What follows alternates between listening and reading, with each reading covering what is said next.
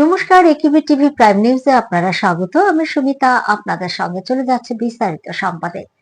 প্রাক্তন উপপ্রধানমন্ত্রী ও বিশিষ্ট সমাজ সংস্কারক বাবু জগজীবন রামের জন্মবার্ষিকীতে তাকে শ্রদ্ধা জানালেন প্রধানমন্ত্রী নরেন্দ্র মোদী। রবিবার সোশ্যাল মিডিয়ায় তিনি বলেন, দেশের প্রতি তার অমূল্য অবদান সর্বদা স্মরণীয় হয়ে থাকবে। 1908 সালের 5 এপ্রিল জন্মগ্রহণকারী বাবু জগজীবন রাম ছিলেন একজন বিশিষ্ট দলিত নেতা, স্বাধীনতা সংগ্রামী এবং প্রভাবশালী রাজনৈতিক ব্যক্তিত্ব। দেশের বিভিন্ন প্রান্তে তার জন্মদিন সমতা দিবস হিসেবে পালিত হয়। সামাজিক মাধ্যমে পোস্ট করে প্রধানমন্ত্রী বলেন, প্রাক্তন উপপ্রধানমন্ত্রী বাবু জগজীবন রামজিকে তার জন্মবার্ষিকীতে বিনম্র শ্রদ্ধা। তিনি সারা জীবন সমতা ও সামাজিক ন্যায়ের জন্য নিজেকে উৎসর্গ করেছেন। দেশের প্রতি তার অমূল্য অবদান সর্বদা স্মরণীয় হয়ে থাকবে। গণতন্ত্রে জোর করে সন্ত্রাস করে জনগণের কণ্ঠস্বর রুদ্ধ করা যায় না। এই এডিসিতে দুর্নীতি হয়েছে। বিগত বাম শাসনাধীনে যেমনটা হয়েছে, এই লাল মাথার আমলেও গত 5 বছরে দুর্নীতি হয়েছে। মাছলিতে মনোজ হৈলেন্টার বিজেপির প্রার্থীদের সমর্থনে আয়োজিত জনসভা থেকে কথা বলেন তিনি।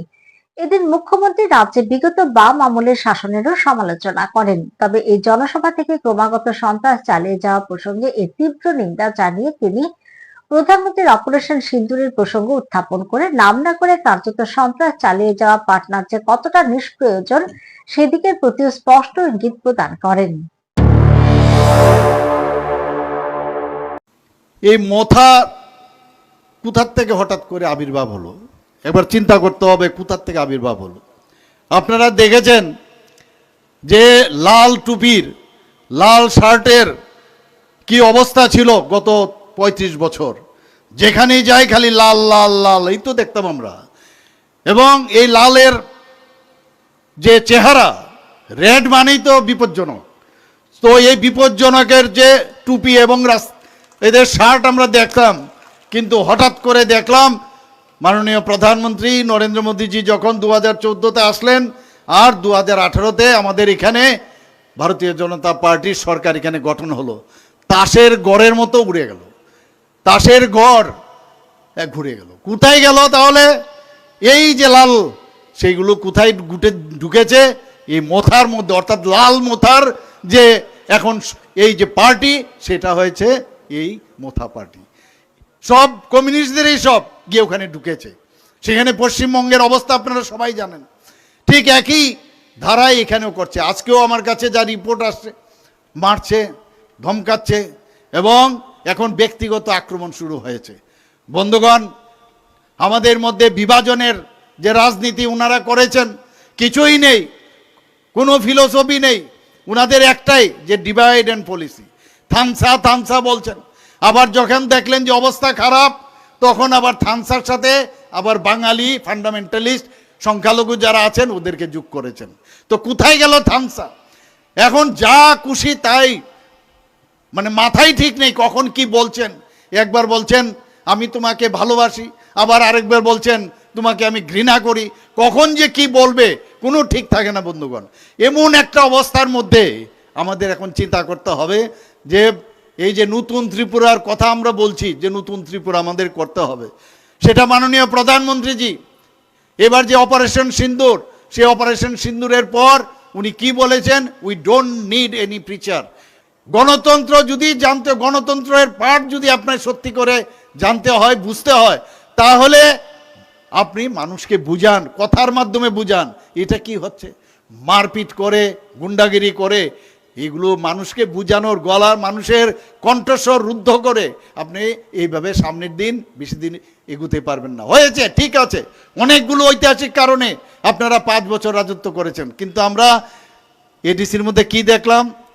এডিসির মধ্যে ভ্রষ্টাচার সরকার যাকে বলে, যেটা কমিউনিস্টরা করেছে, একই এই লাল মোথা এখন সে একই কাজটা করেছে। এডিসি নির্বাচনের জন্য কোন কেন্দ্রীয় দল সংকল্প পত্র প্রকাশ করে ইতিহাস রচনা করল। এই সংকল্প পত্র শুধুমাত্র প্রতিশ্রুতির জন্য তৈরি হয়নি, এর সঙ্গে জড়িয়ে আছে আবেগ। বিজেপি সত্যিকারের অর্থে এডিসির উন্নয়ন, জনজাতিদের উন্নয়ন চায়। রবিবার খুমলুঙে এডিসি নির্বাচনের জন্য বিজেপির সংকল্প পত্র প্রকাশের অনুষ্ঠানে কথা বলেন মুখ্যমন্ত্রী প্রফেসর ডাক্তার মানিক সাহা। রবিবার খুমলুঙে এডিসি নির্বাচনের জন্য বিজেপির সংকল্প পত্র প্রকাশ করা হয়। এই সংকল্পপত্র প্রকাশ অনুষ্ঠানে উপস্থিত ছিলেন মুখ্যমন্ত্রী প্রফেসর ডাক্তার মানিক সাহা, সাংসদ রাজীব ভট্টাচার্য, প্রাক্তন সাংসদ শ্রীমতী ত্রিপুরা, মন্ত্রী বিকাশ দেববর্মা, মন্ত্রী শান্তনা চাকমা সহ অন্যান্যরা।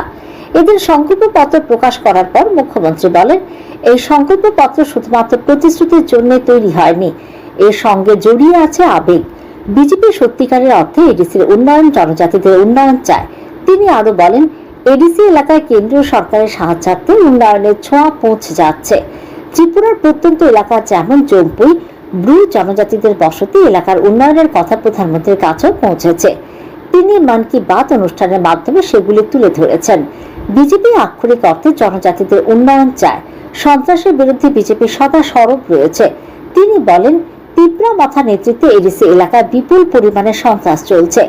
এই সন্ত্রাসকে বিজেপি কখনো প্রশ্রয় দেয় না, এর তীব্র বিরোধিতা করে। বিজেপি সরকার ক্ষমতায় এলে সংকল্পপত্র অনুযায়ী এডিসি এলাকার ব্যাপক পরিবর্তন এবং উন্নয়ন সাধিত হবে বলে দাবি করেন মুখ্যমন্ত্রী। এদিন সাংবাদিক সম্মেলনের মাধ্যমে এডিসি নির্বাচনের প্রাক্কালে একগুচ্ছ প্রতিশ্রুতি প্রদান করেছে বিজেপি। জগন্নাথ যে কোনো ডেভেলপমেন্ট মোটামুটি এখানে আমরা চেষ্টা করি। আপনি খেয়াল করেছেন কিনা সবকটাই কিন্তু কাভার করেছে, মানে এটা এবং রবীন্দ্রবাবু খুব সুন্দরভাবে বিশ্লেষণ করেছে। এবং আমাদের যে উদ্দেশ্য এই ভারতীয় জনতা পার্টি, যে এতদিন ধরে এই এডিসি এলাকার উন্নয়ন আমরা রাজ্য সরকার, কেন্দ্রীয় সরকারের আমরা যাবতীয় সরকার নির্বাহীভাবে আমরা এডিসিকে আমরা ফান্ডিং করেছি। পাশাপাশি যেভাবে আমরা জনজাতি দূষিত এলাকায় আমরা ইনফ্রাস্ট্রাকচার ডেভেলপমেন্ট বলুন, রোড বলুন, ইলেকট্রিসিটি বলুন, জল জীবন মিশনের নলসেচক সবকটা কিন্তু আমরা করছি। এবং মাননীয় প্রধানমন্ত্রীকে আপনি দেখেছেন কিছুদিন আগেও বলেছেন জ্ঞান শরণার্থীদের মানে এরকম মানে কিছুদিন হলো না, সেখানে তাদের সেন্টারগুলি তৈরি হয়েছে, সেখানে ডিসি পৌঁছে গেছে। আরেকটা জিনিস যেটা এত উঁচু জায়গায় একটা হিল এরিয়া, সেখানে জলপুর হিলে সেখানে জল পৌঁছে গেছে ইনোভেটিভ আইডিয়ার মাধ্যমে। মাননীয় প্রধানমন্ত্রী দেখুন যত মানে খবর রাখেন এবং মন কি বাত অনুষ্ঠান যদি সেটা বলেছেন, অর্থাৎ আমাদের যে মেইন উদ্দেশ্য আপনারা দেখুন এই সংকল্পপত্রটা যে বানিয়েছে, বানানোর জন্য কখনো হয়নি, কিন্তু এটার মধ্যে একটা ফিলিংস আছে। প্রতিটা যে আমাদের পয়েন্ট সবটার মধ্যে একটা মানে কানেক্ট করা, যে জনজাতিদের জন্য সত্যিকারের অর্থে আমরা করতে চাই, এটা করার জন্য করা।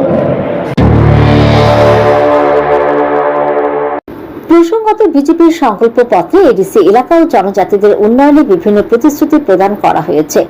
এই নির্বাচনী ইস্তেহারের মাধ্যমে এডিসির উন্নয়নে 29টি প্রতিশ্রুতি দিয়েছে বিজেপি।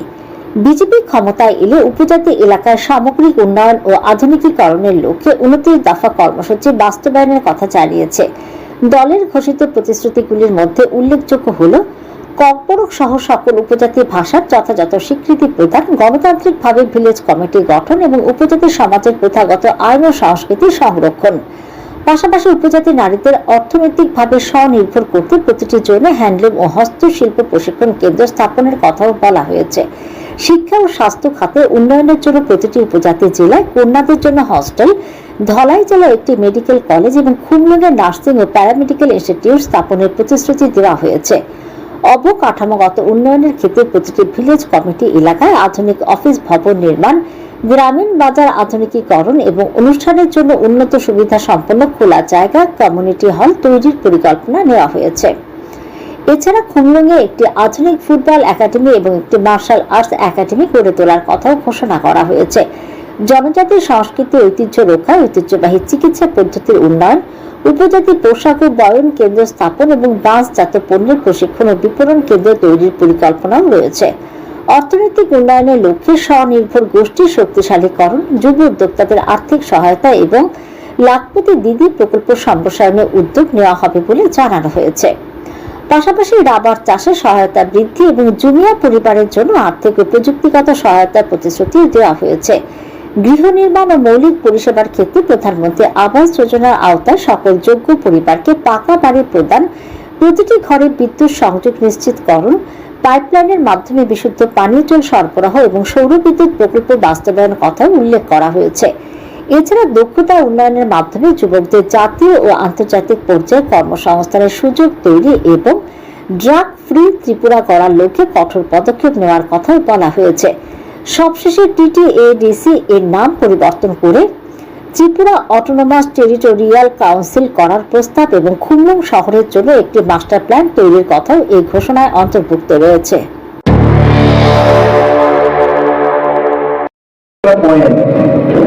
সেটা আমরা ক্ষমতায় আসলে আমরা সেটা করার উদ্যোগ গ্রহণ করব, কার্যকরী করার উদ্যোগ আমরা গ্রহণ করব।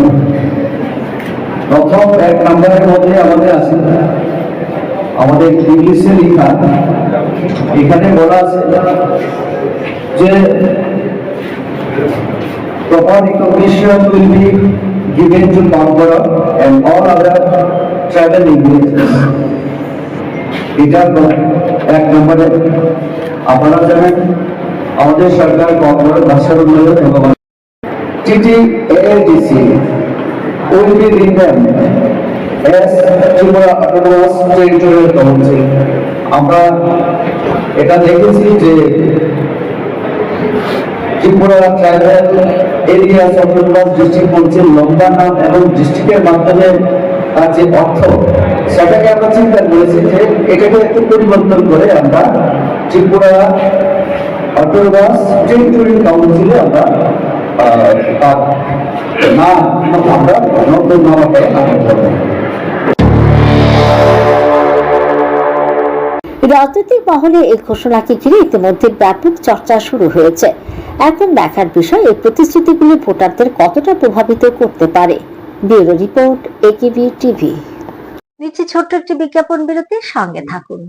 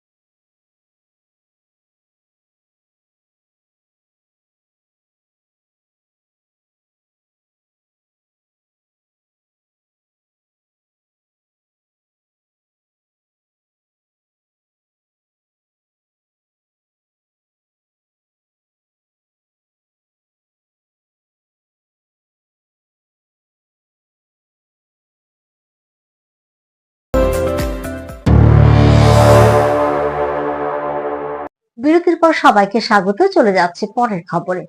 মন্ত্রীর উপরে আক্রমণের চেষ্টা, পরে মন্ত্রী ফিরে আসতে মাথার আক্রমণে আহত 8 জন বিজেপি কার্যকর্তা। ঘটনা নলছর বিধানসভা কেন্দ্রে রামপদ পাড়া বিভুরাম চৌধুরী পাড়ায়। বিভুরাম চৌধুরী পাড়ায় বিজেপির বুথ অফিসকে কে বা কারা পুড়িয়ে দেয়, সেই খবর পেয়ে এলাকায় গিয়েছিলেন মন্ত্রী কিশোর বর্মন। রবিবার তিনি জানান, যারা আহত হয়েছেন তাদের চিকিৎসা আগে করার ব্যবস্থা করা হচ্ছে, এরপর থানায় মামলা করা হবে। তিনি অবশ্য জানান 2023 সালের বিধানসভা নির্বাচনে একই ঘটনা করা হয়েছে।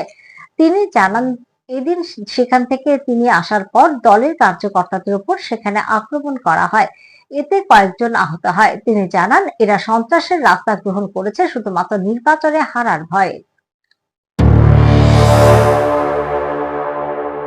আমরা এক মামলা এখন করব। আগে তার চিকিৎসার দরকার আছে ইমিডিয়েটলি, আগে তার চিকিৎসার ব্যবস্থাটা হোক। বাকি সবাই চিকিৎসাধীন আছে। খুব তাড়াতাড়ি আমরা তাদের যে প্রাথমিক চিকিৎসা বা যাদের যাদের যেখানে চিকিৎসার প্রয়োজন আছে আগে চিকিৎসাটা আমরা প্রায়োরিটি দিচ্ছি, সেটা করার পরে আমরা মামলাতে যাব। দেশের 4 রাজ্য একটি কেন্দ্রশাসিত অঞ্চলের ভোটের প্রাক্কালে সংসদের বিশেষ অধিবেশন ডেকেছে মোদী সরকার। বাজেট অধিবেশন যা গত 2রা এপ্রিল শেষ হওয়ার কথা ছিল, সেটা এখন শেষ হচ্ছে না, বরং এই বাজেট অধিবেশনেরই আরেকটি অংশ হিসেবে আগামী 16 থেকে 18 এপ্রিল 3 দিনের বিশেষ অধিবেশন হবে বলে সূত্রের খবর। এ ব্যাপারে কংগ্রেস সহ বিরোধীরা বলছে মোদী সরকার মূলত ভোটের ফায়দা তুলতে ওই অধিবেশন ডেকেছে। সূত্রের খবর, ওই 3 দিনের অধিবেশনে পেশ করা হতে পারে মহিলা সংরক্ষণ সংশোধনী বিল। লোকসভা আসন সংখ্যা 543 থেকে বাড়িয়ে 816 করার প্রস্তাব নিয়েও আলোচনা হতে পারে। যদিও কংগ্রেসের অভিযোগ এই অধিবেশন ডাকার মূল উদ্দেশ্য আসলে আইন প্রণয়ন নয়, বরং বিজেপি চেষ্টা করছে 5 রাজ্যের নির্বাচনের আগে রাজনৈতিক ফায়দা তুলতে। রবিবার চিরানিয়া এলাকার 15 নম্বর এলাকাধীন 18 নম্বর বুথের কান্তা কোবরা পাড়ায় বিভিন্ন দল ছেড়ে বিজেপির পতাকা তলে সামিল হন ভোটাররা।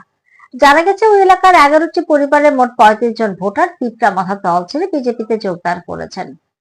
নব যোগদানকারীদের হাতে দলীয় পতাকা তুলে দিয়ে আনুষ্ঠানিকভাবে স্বাগত জানান আগরতলা পৌর নিগমের মেয়র তথা বিধায়ক দীপক মজুমদার এবং বিজেপি প্রার্থী অভিজিৎ দেববর্মা। যোগদান সভা শেষে বিজেপি প্রার্থীর সমর্থনে এলাকায় বাড়ি বাড়ি গিয়ে ভোট প্রচার করেন মেয়র দীপক মজুমদার সহ দলের অন্যান্য নেতৃত্বরা। এই দল বদলকে ঘিরে জিরানিয়া এলাকায় রাজনৈতিক মহলে নতুন করে চর্চা শুরু হয়েছে। এদিন প্রচারের ফাঁকে মেয়র সংবাদ মাধ্যমে তার প্রতিক্রিয়া ব্যক্ত করেন।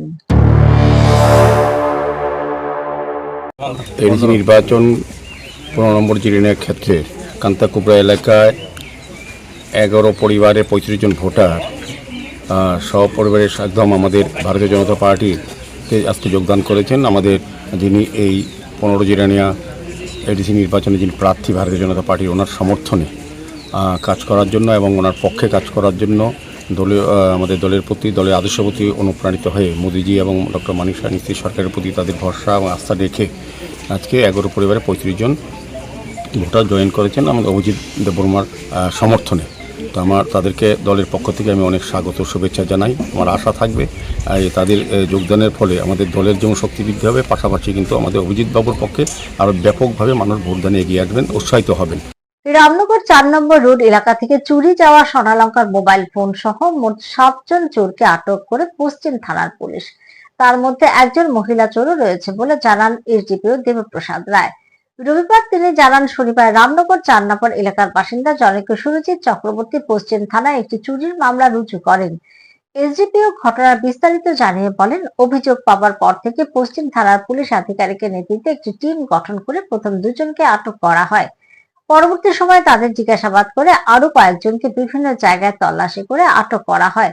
সাম্প্রতিক সময়ে একসাথে এতজনকে একসাথে চুরির ঘটনায় আটক করা এটি পুলিশের একটি বড় সাফল্য। গতকালকে পশ্চিম থানায় একটি চুরির ঘটনা রিপোর্ট হয় এবং ঘটনার যিনি অভিযোগকারী ওনার নাম সুরজিৎ চক্রবর্তী, ওনার বাড়ি রামনগর 4 নম্বর বাণীবিদ্যা স্কুলের পাশাপাশি। তো গত কিছুদিন যাবৎ আমরা একটা জিনিস লক্ষ্য করছি, একটা চোরের একটা গ্যাং নতুন করে কিছু এলাকাতে চুরি সংগঠিত করার চেষ্টা করছে। এবং গত পরশুদিন মানে 3 তারিখে ওনার বাড়িতে, সুরজিৎ চক্রর বাড়িতে, উনি একটা নিমন্ত্রণ বা একজনের বাড়িতে উনি নিমন্ত্রণ খাওয়ার জন্য গিয়েছিলেন, তখন 6:30 নাগাদ। তো রাত্রিবেলা যখন উনি 9:30 বাড়িতে ফিরে দেখেন যে ওনার বাড়ির গেট ভাঙা, দরজার তালা ভাঙা, সব কিছু খোলা। এবং যখন উনি ঘরের ভেতরে ঢুকেন দেখতে পান যে ওনার আলমারি থেকে এবং বিভিন্ন জায়গা থেকে সোনার কিছু গয়না, বিশেষ করে কানের ইয়াররিং, ফিঙ্গার রিং এবং একটি গলার নেকলেস একটা, এই সোনার জিনিসগুলো এবং ক্যাশ টাকা প্রায় 30,000 টাকার মতো ক্যাশ নিয়ে গেছে। তো উনি সঙ্গে সঙ্গে ঘটনাটি আমাদের পশ্চিম থানায় রিপোর্ট করেন এবং একটি সুনির্দিষ্ট একটি অভিযোগ করেন। সেই অভিযোগের উপর ভিত্তি করে পশ্চিম থানা সমস্ত অন্যান্য পশ্চিম থানা, বরতলা ফাঁড়ির থানা সবাইকে নিয়ে, রামনগর ফাঁড়ি থানা সবাইকে নিয়ে একটা টিম গঠন করা হয় এবং ওই team under the leadership of Rana Chatterjee, OC West Agartala কাজ করতে শুরু করে গতকালকে। কাজ করার পর প্রাথমিকভাবে দুজনকে সন্দেহমূলক গ্রেপ্তার করা হয়। ওদের কাছ থেকে বাকি আরও 4-5 জনের বিভিন্ন নাম পাওয়া যায় এবং যদিও তাদের কোনো সঠিক ঠিকানা বলতে কিছু ঠিকানা তো আছেই, কিন্তু ওই ঠিকানা অনুযায়ী ওদেরকে পাওয়া যায়নি। বিভিন্ন জায়গা থেকে ওদেরকে অ্যারেস্ট করতে হয় এবং পরবর্তী সময় এই যে জিনিসগুলি আপনারা দেখছেন, হাতের রিং, গলার চেইন এবং হাতের একটা চুড়ি, এগুলি ওদের কাছ থেকে উদ্ধার করা হয়। কারণ এই ধরনের একসাথে এত বড় চুরের গ্যাং, এদেরকে অ্যারেস্ট করা সম্ভব হয়েছে এবং আগামী দিনে আশা করি চুরির ক্ষেত্রে আমরা অনেকটা সাকসেসের পথে। রাজধানীর লেকচুমনি বাজারের বর্তমান কমিটির বিরুদ্ধে মিথ্যা অভিযোগ করা হয়েছে, এমনটাই দাবি করল লেকচুমনি বাজার কমিটির প্রতিনিধিরা। শনিবার তারা এক গুরুত্বপূর্ণ বৈঠকে মিলিত হন। তাদের দাবি, যারা অতীতে বামফ্রন্টে ছিলেন তারা এখন নতুন করে বিজেপি সেজে গভীর ষড়যন্ত্রে লিপ্ত, এগুলো উত্থাপন করা হয়েছে। রামনগর বিধানসভার উপনির্বাচনের সময় বিজেপি হয়ে গেছেন জনৈক ব্যক্তির বিরুদ্ধে অভিযোগ করেন লেকচুমনি বাজার কমিটির সভাপতি ভবতোষ পাল। প্রসঙ্গত, এই কমিটির মেয়াদ 2028 সাল পর্যন্ত। সুষ্ঠু বিচারের জন্য মেয়রের দৃষ্টি আকর্ষণ করেছে বাজার কমিটি। তো আমরা ফেসবুকে বা নিউজে দেখছি, আমরা বাজারেতে 2-3 জন ব্যবসায়ী নাকি সিপিএমের লোক লইয়া ডাক ব্যবসায়ীর কাছে লগে কিছু সিপিএমের লোক আছে, তারা লইয়া মেয়র সাহেবের কাছে গেছে যে ওদের কমিটি কইয়া তারা নাকি কইছে আমরা কমিটি অবৈধ। তো আমরা কমিটি তো 2023-এ হয়েছে, 2028 অব্দি টাইম আছে। তো যেই কারণে এরপরেও কইছে নাকি বাজারের ভিতরে দোকানদারের লগে জুলুম হইতেছে। জুলুম হয়নি না, আমি মুখে করলে তো না, আমার ব্যবসায়িক ভাইরা আছে, তারাও আপনারা জিঙায় দেখতে পারেন কোনো দোকানদারের উপরে কোনো জুলুম আসেনি বা শান্তি মধ্যে ব্যবসায়িক করতেছেনি।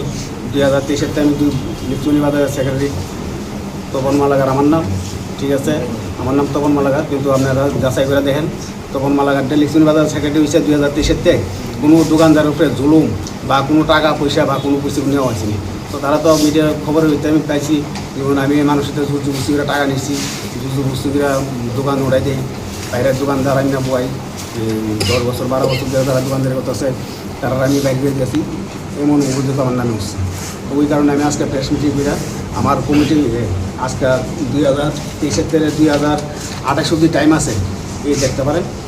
আমি মিশা বলতেছি না স্যার, না এটা অরিজিনাল কাগজ নেই, না ডুপ্লিকেট কাগজ, হ্যাঁ এটা সুরজিৎ দত্ত। আসন্ন এডিসি নির্বাচন ও ধর্মনগর বিধানসভা উপনির্বাচনকে সামনে রেখে রাজ্য জুড়ে প্রশাসনিক তৎপরতা তুঙ্গে।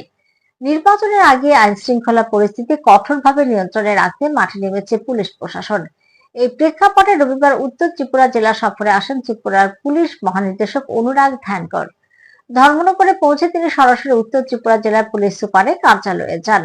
সেখানে উত্তর ও ঊনকোটি 2 জেলার শীর্ষ পুলিশ ও প্রশাসনিক কর্তাদের নিয়ে একটি উচ্চ পর্যায়ের বৈঠক অনুষ্ঠিত হয়। বৈঠকে উপস্থিত ছিলেন উত্তর জেলার জেলাশাসক চাঁদনী চন্দ্রন, উত্তর ত্রিপুরা পুলিশ সুপার অবিনাশ রায়, ঊনকোটি জেলার পুলিশ সুপার সুধান্বিকা আর সহ টিএসআর ও পুলিশের অন্যান্য উচ্চপদস্থ আধিকারিকরা। বৈঠকে স্পর্শকাতর বুথগুলিতে অতিরিক্ত নিরাপত্তা বাহিনী মোতায়েন, সীমান্ত এলাকায় নজরদারি জোরদার এবং অনুপ্রবেশ রোধে কড়া পদক্ষেপ নেওয়ার নির্দেশ দেন ডিজিপি। বৈঠক শেষে সাংবাদিকদের মুখোমুখি হয়ে ডিজিপি জানান, এডিসি নির্বাচনের জন্য এখনো কেন্দ্রীয় বাহিনী মোতায়েন করা হয়নি, তবে ইতিমধ্যে বাহিনী চেয়ে আবেদন জানানো হয়েছে। অন্যদিকে ধর্মনগর উপনির্বাচনের জন্য রাজ্যে পর্যাপ্ত পুলিশ ও নিরাপত্তা বাহিনী মজুদ রয়েছে বলে তিনি আশ্বস্ত করেন। धामनगर कॉन्स्टिट्यूएंसी का बाईपोल है 9th पोल, और इस विधानसभा के बाई इलेक्शन के अलावा यहाँ पर नॉर्थ डिस्ट्रिक्ट में 2 कॉन्स्टिट्यूएंसी हैं एडीसी की, और साथ ही साथ इसका नेबरिंग डिस्ट्रिक्ट जो है ऊनाकोटी, वहाँ पे भी 2 कॉन्स्टिट्यूएंसी हैं। इसके अलावा 2 और कॉन्स्टिट्यूएंसी हैं जो पार्टली ऊनाकोटी डिस्ट्रिक्ट में और धामनगर जो नॉर्थ त्रिपुरा डिस्ट्रिक्ट है यहाँ पर उसका भी एरिया पड़ता है। तो हमने प्री पोल पीरियड के लिए बहुत ही इलेबोरेट सिक्योरिटी अरेंजमेंट किए हैं। साथ ही साथ जिस दिन इलेक्शन होगा एडीसी का और यहाँ पर जो असेंबली कॉन्स्टिट्यूंसी है इसके बाईपोल का, उस दिन भी हमारा जो डिप्लॉयमेंट होगा, फोर्स का डिप्लॉयमेंट होगा, वो बहुत ही इलेबोरेट होगा और पोस्ट पोल पीरियड के लिए भी हम पूरा अरेंजमेंट करेंगे। इस अरेंजमेंट के बाद में मुझे पूरा विश्वास है कि यहाँ पर जो इलेक्शन होगा वो पूरा तरह से पीसफुल होगा। यहाँ पर आज आने का मेरा उद्देश्य है कि ये दोनों डिस्ट्रिक्ट, नॉर्थ त्रिपुरा डिस्ट्रिक्ट और ऊनाकोटी, इसमें ग्राउंड पे हमारा कैसे कार्य चल रहा है उसका रिव्यू करना और अगर ज़रूरत हुई तो उसमें कुछ मॉडिफिकेशन करना है या फर्दर एक्शन लेना है उसको लेना। साथ ही साथ मैं यहाँ पर सभी को एश्योर करना चाहूँगा कि यहाँ पर सिविल और पुलिस एडमिनिस्ट्रेशन दोनों बहुत अच्छी तरह से कार्य कर रहे हैं दोनों डिस्ट्रिक्ट्स में, और हम इंश्योर करेंगे कि बोथ एडीसी इलेक्शन और साथ ही साथ जो ये बाईपोल है यहाँ पर धामनगर विधानसभा का, ये संपूर्ण तौर पर पीसफुल हो, फ्री एंड फेयर इलेक्शन हो और किसी भी तरह का किसी को कोई असुविधा न हो। আবারও নিচে ছোট্ট একটি বিজ্ঞাপন বিরতির সঙ্গে থাকুন।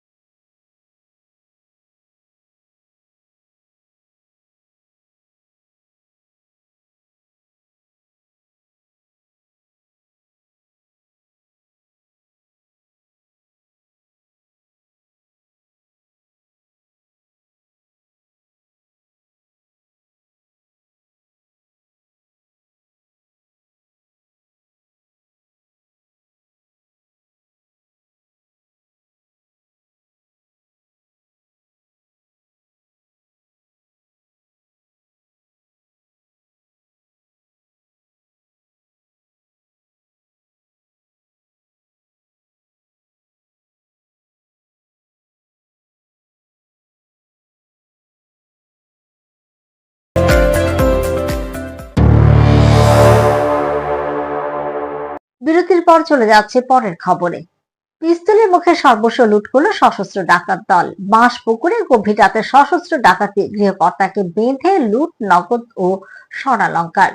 এলাকায় ব্যাপক আতঙ্ক। গভীর রাতে হাতে আগ্নেয়াস্ত্র নিয়ে তাণ্ডব চালালো ডাকাতের দল। ঘটনাটি ঘটেছে বাঁশপুকুর গ্রাম পঞ্চায়েতের 5 নম্বর ওয়ার্ডের মরণ আলী এলাকার মুনির হোসেন পিতা শাহজাহান মিয়ার বাড়িতে। জানা যায়, বাড়ির মালিককে দড়ি দিয়ে বেঁধে রেখে নগদ টাকা ও আনুমানিক 5 ভরি সোনার গয়না লুট করে চম্পট দিয়েছে ডাকাত দল। স্থানীয় সূত্রে জানা গিয়েছে, শনিবার গভীর রাতে মরণ আলী এলাকার বাসিন্দা শাহজাহান মিয়ার বাড়িতে 5-6 জনের একটি সশস্ত্র ডাকাত দল হানা দেয়।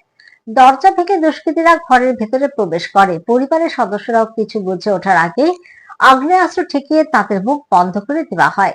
এরপর গৃহকর্তাকে একটি ঘরে দড়ি দিয়ে বেঁধে রেখে আলমারির চাবি ছিনিয়ে নেয় ডাকাতরা। ভুক্তভোগী পরিবারের দাবি, আলমারিতে থাকা কয়েক লক্ষ টাকার স্বর্ণালংকার এবং কয়েক হাজার নগদ টাকা নিয়ে চম্পট দিয়েছে দুষ্কৃতীরা। তারা 10 থেকে 12 জনের ছিল। যাওয়ার সময় মোবাইল ফোনগুলো নিয়ে যায় তারা, যাতে পুলিশ বা প্রতিবেশীদের খবর না দিতে পারে। প্রায় ঘন্টাখানেক ধরে চলে এই তাণ্ডব। এই ঘটনা এলাকায় তীব্র চাঞ্চল্য ছড়িয়েছে। পাশাপাশি স্থানীয় আইন শৃঙ্খলা নিয়ে উঠছে বড়সড় প্রশ্ন। কালকে রাত্রে অনুমানিক রাত 2টা বাজে। তো আমি ঘুমাছিলাম, তো আমার ঘরের বান্দর দিয়া শীতকারি ভাঙ্গা ডাইট হামাইছে ঘর। আমি ঘুমাছিলাম, আমার প্রথম ঘুমের মধ্যে আইয়া ধরছে, দইরা আমার সজাগ করছে। সজাগ করার পর যখন আমি চিল্লা নিয়েছি, তখন আমার টোনা মোটা চাবি ধরছে, দইরা 8 ট্যাং বান্ধ দিয়ে গেছে। 8 ট্যাং বান্ধ দিয়া কয়জনে বানছে? আমার ঘরের ডয়ারতে কয়জনে বানছে তোমারে? আমারে প্রায় 3-4 জনে মিলে ধরছে, দইরা গামছা দিয়ে 8 ট্যাং দিয়ে ফিচ্চা বান্ধ দিয়েছে। কি আছিল তার কাছে? তার কাছে একজনের কাছে বড় রেঞ্চ আছিল, শাবাল আছিল, তারপরে বড় বড় দাও আছিল, বন্দুক আছিল তার কাছে। আচ্ছা, তারপরে এটি দিয়া 3-4 জনে এমনি 10 আর 2 জনে বাঁধছে। বান্ধা সারে এরপরে আমার ঘরের মধ্যে নিচে ডয়ের মধ্যে স্বর্ণ আছিল, কানের জিনিস ছিল 2 জোড়া আমার ওয়াইফের, আর উপরের ডয়ের ক্যাশ টাকা আছিল। ক্যাশ টাকা ছিল প্রায় 1 লাখ টাকার মতন। এই ক্যাশ টাকা লই গেছে, আর নিচেতে স্বর্ণ গয়না আছিল, রূপার ছেলের রূপার ইতান আছিল, হাড় আছিল, কোমরের চেইন আছিল, এগুলো সব লয়ে গেছে। অনুমানিক করতে আছি প্রায় 10-12 জনের মতন আছে তারা। সবার কাছে অস্ত্র আছিল? সবার কাছে অস্ত্র আছিল। বিশালগড় গুলিকাণ্ডে রণবীর সোহেলের দৌরাত্মে সোহেলের বন্ধু নয়ন দেব গ্রেপ্তার। মূল অভিযুক্তরা এখনো অধরা। বিশালগড় গুলিকাণ্ডের ঘটনায় তদন্তে গুরুত্বপূর্ণ সাফল্য পেল পুলিশ। সোহেলের ঘনিষ্ঠ বন্ধু নয়ন দেবকে গুয়াহাটি থেকে গ্রেপ্তার করেছে বিশালগড় থানার পুলিশ। ধৃত নয়ন দেব আমতলী থানাধীন সিদ্ধি আশ্রম এলাকার বাসিন্দা এবং গুলিকাণ্ডের মূল অভিযুক্ত রণবীর ও সোহেলের সহযোগী বলে পুলিশ সূত্রে জানা গেছে। পুলিশের দাবি, গুলিকাণ্ডের পর বিভিন্নভাবে সহযোগিতা ও যোগাযোগ রক্ষা করছিল নয়ন দেব। তার গ্রেপ্তারের পর তদন্তে আরো গুরুত্বপূর্ণ তথ্য সামনে আসতে পারে বলে মনে করা হচ্ছে। এদিকে বিশালগড় গুলিকাণ্ডের মূল অভিযুক্ত রণবীর ও সোহেল এখনো পলাতক। অভিযোগ, এলাকায় দীর্ঘদিন ধরে দৌরাত্ম্য চালিয়ে আসছিল এই 2 অভিযুক্ত। বিভিন্ন অপরাধমূলক কর্মকাণ্ডের সঙ্গে তাদের যোগ রয়েছে বলে স্থানীয় সূত্রে জানা গেছে। পুলিশ জানিয়েছে, রণবীর ও সোহেলকে গ্রেপ্তার করতে তল্লাশি জোরদার করা হয়েছে এবং খুব শীঘ্রই তাদের আইনের আওতায় আনা হবে। পুরো ঘটনাকে কেন্দ্র করে বিশালগড় এলাকায় এখনো উত্তেজনা বিরাজ করছে।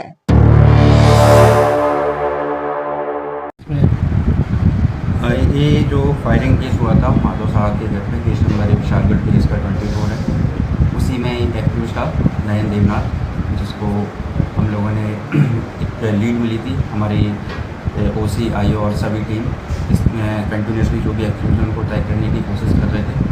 तो एक लीड मिलने पे हम लोगों ने पता चला कि गुवाहाटी में है, तो तुरंत अपना एक टीम भेज करके इसको हम लोगों ने गुवाहाटी से अरेस्ट किया है और अभी इसको हम कोर्ट में प्रवेश कर रहे हैं। सर, रॉनबीर का क्या अपडेट है?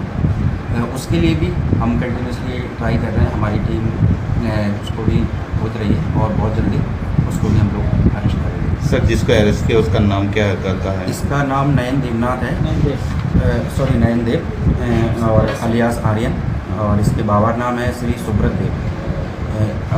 एज पर डॉक्यूमेंट इसका बाड़ी है इस सरदारपल्ली NCCPS के अंडर में, पर अभी प्रेजेंट टाइम पे ये सिद्धि आश्रम के पास में रह रहा है। एक्चुअल कनेक्शन क्या है वो तो इन्वेस्टिगेशन के बाद पता चलेगा, पर ये उस केस में जो फायरिंग हुआ है ये उसी में शामिल था और ये उसने वहाँ पे जाके फायरिंग भी किया है।